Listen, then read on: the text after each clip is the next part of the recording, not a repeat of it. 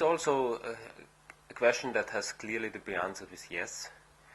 However, we need more appropriate models to understand how large systems interact, how agents, how small animals, small fragments in these systems interact with each other. And this modeling is really challenging because it still needs to develop new paradigms for generating these models, for injecting individual behavior into the agents.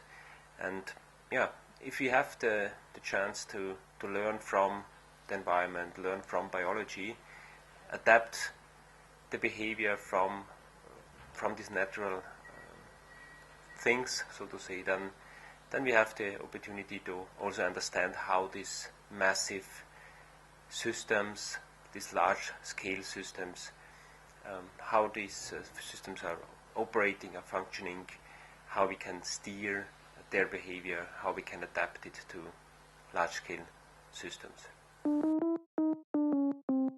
I think the question is not just about the amount of data, but what the data is about.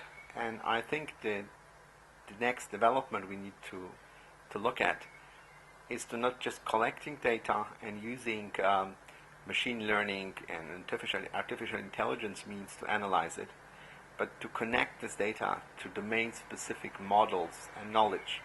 So, for example, looking at the world, you would like to connect the data that you collect about what is happening in the world to social science models, to ecological models, to economic models, and then feed that information back to adjust the way our reasoning and statistical analysis algorithms work on the data. That's a restriction of human brain, how we could interact with the massive data. I think the computers do the interaction with the data. It computes a lot and makes it easier for us to understand it. I think it's not possible for the brain to deal with all this massive data, but the computers can help us to make it in an understandable way for us. In that case, I would have to distinguish between we as a research community and we as a users. As a research community, I think we do understand massive amounts of data.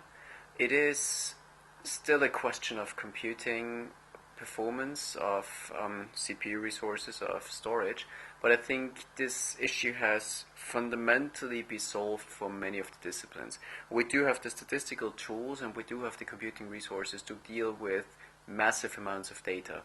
Google and Facebook directly show what massive amounts of data can mean if you are a member of the research or development community.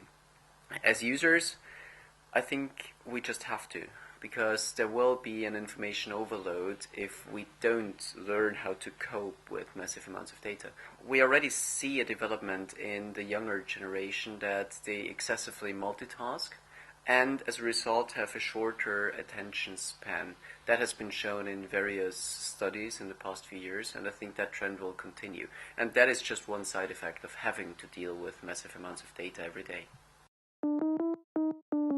If we get a lot of information, a lot more of information than we can currently do with our existing senses, we will have to deal with massive amounts of data, and I'm not convinced that here technology can really help us to overcome with these massive problems. I always remember a quote, a funny cartoon that I've read recently, where a person is wondering whether he should buy a faster computer, and then the other guy says, no, you should not buy a faster computer because the computer would be able to handle those massive amounts of data, but you won't. So I'm also pessimistic that human beings will really be able to cope with those massive amounts of data.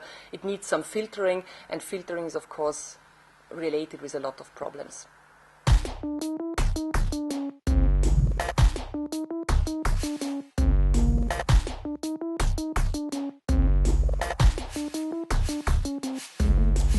I'm not sure whether we will need to interact and to understand massive amount of data.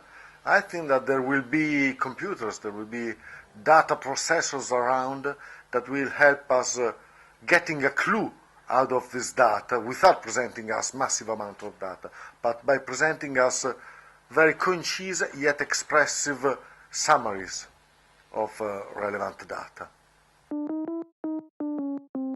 Well, I think we as humans already interact with and understand massive amounts of data. When we look at the world around us, there is nothing but data if that's sort of the way we want to look at it.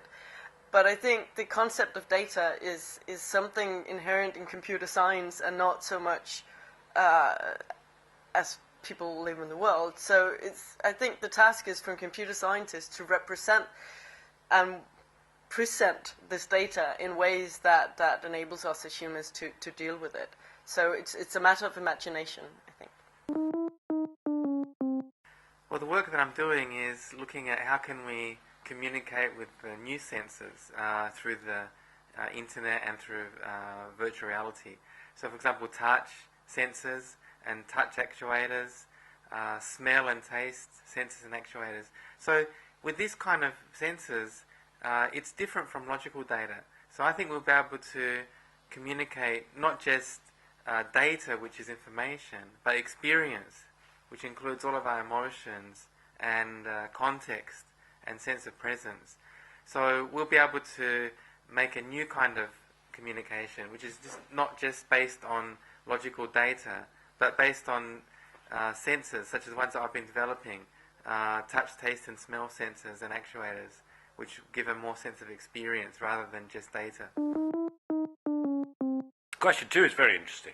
That's where I talk about the idea of navigating information spaces and these massive amounts of data which give rise to spaces which you could see as analogous to physical landscapes, and flying through the data, being able to look at the data. We already do this with some analytics that you get, and other people who deal with massive amounts of data, like in the oil industry, seismic data, weather data, I guess. But even things like games and games data, that you've got these vast quantities, and now social media data, of course, these vast quantities of data. So that all comes down really to the metadata and how you begin to structure your mass of data around concepts and constructs at another level of description.